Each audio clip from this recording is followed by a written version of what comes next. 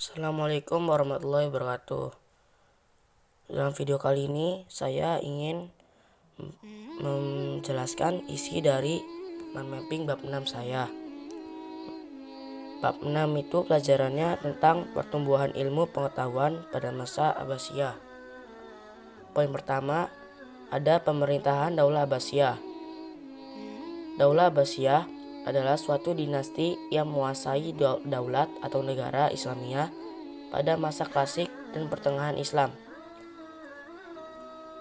Daulah Abbasiyah berkuasa selama 5 abad, sekitar tahun 132 sampai 656 Hijriah atau 750 sampai 1258 Masehi. Dinamakan dinasti Abbasiyah karena para pendiri dan khalifahnya merupakan keturunan dari Abbas bin Abdul Muthalib atau paman Nabi Muhammad SAW. Poin kedua, terdapat perkembangan ilmu pengetahuan pada masa Bani Abbasiyah, berisi tentang tokoh cendekiawan Islam pada pengetahuan pada masa Bani Abbasiyah. Tokoh cendekiawan Islam di bidang ilmu filsafat ada Al-Farabi, Ibnu Sina, dan Al-Ghazali. Tokoh cendekiawan Islam di bidang ilmu kedokteran Jabir bin Hayyan, lalu Hunayan bin Ishaq, dan Ibnu Sahal.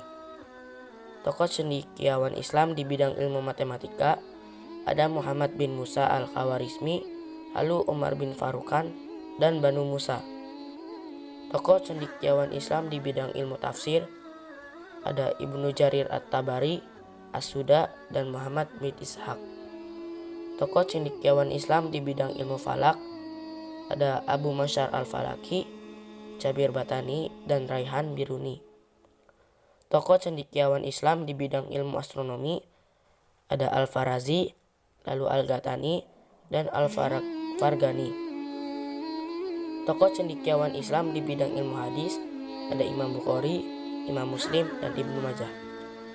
Pada poin ketiga, terdapat perkembangan kebudayaan pada bangsa Bani Abbasiyah, dikenal sebagai Golden Age, yaitu peradaban emas kebudayaan dan peradaban Islam. Perkembangan kebudayaan pada bangsa Bani Abbasiyah dapat dilihat dari seni bangunan dan arsitekturnya.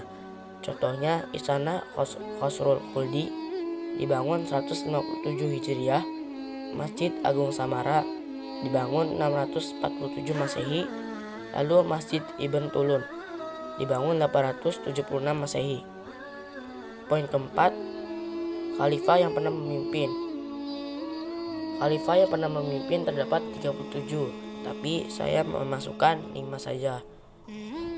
Yang pertama, Abu al-Abbas Abdullah bin Muhammad As-Saffah, memerintah dari tahun 750 Masehi hingga tahun 754 Masehi.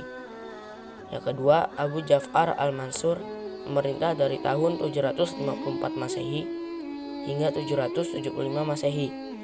Lalu ada Abu Abdullah al-Mahdi, memerintah dari tahun 775 Masehi hingga 785 Masehi. Yang keempat, Abu Muhammad al-Hadi, memerintah dari tahun 785 Masehi hingga 786 Masehi.